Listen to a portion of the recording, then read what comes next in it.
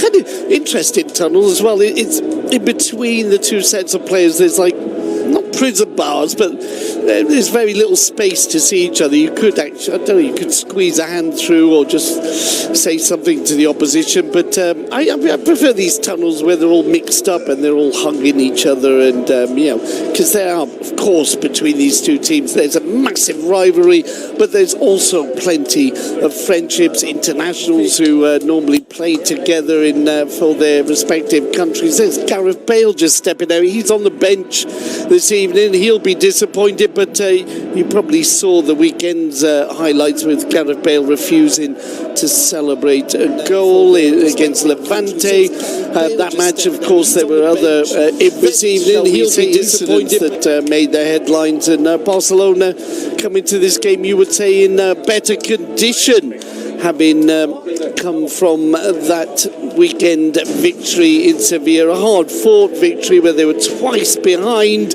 but they were victorious in the Pizjuan. Here, another great stadium in Spain. The Santiago Bernabeu welcomes the two teams onto the field, led by the referee, Jose Maria Sanchez Martinez.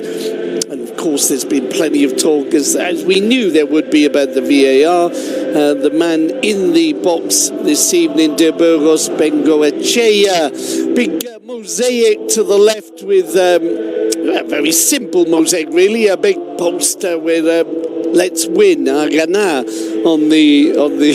There's nothing complicated about that, is there? Basically, let's win. The two teams then are saying hello in the middle of the field, and as I say, it's often refreshing that battle, though they will at the end of the 90 minutes or 120 if there's extra time, there will be plenty of handshakes, no doubt. We in a way, I'm not trying to play the match down, it's still going to be ultra competitive, one of the biggest matches, if not in the world, but it's been more sporting in recent times. I wonder why that is. Let's have a look at the starting 11 for Real Madrid. Keylor Navas in goal, Reguilón, Ramos, Varane and Carvajal at the back. In midfield, Modric, Casemiro and Kroos. Up front, Vinicius, Benzema and Lucas Vázquez. That means one or two star names on the bench for Real Madrid. Courtois is on the bench. Expensive place to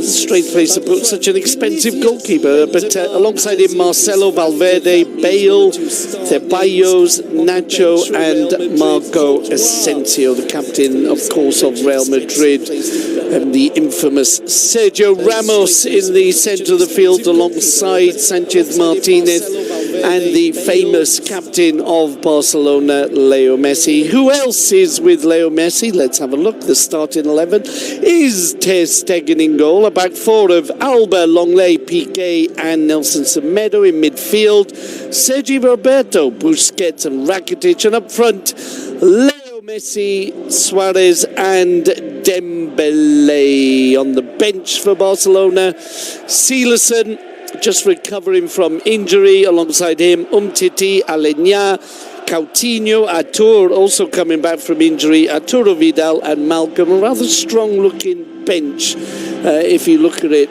for Barcelona there. Barcelona will get us underway, attacking to the left, and Real Madrid will attack the goal to our right.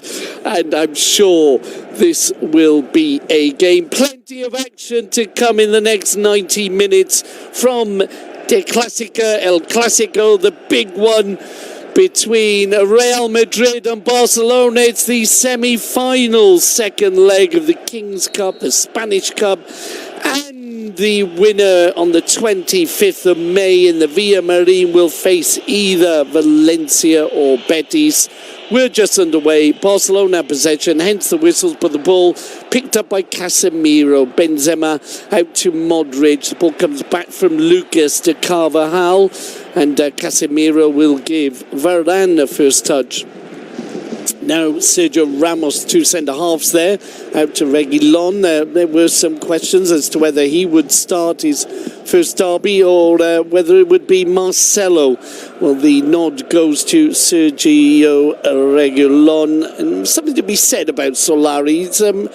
he's not afraid to make difficult decisions, and he changes the team up a lot. But that, of course, was criticised by the fans when they surprisingly were defeated at home by Girona recently. But back to the action. Jordi Alba almost clipped there by Lucas, gets the ball back to Longley. A little look at the referee there from Jordi Alba, and Piqué pushes it back to Ter Stegen. First touch for the German keeper, who's been in absolutely magnificent form recently.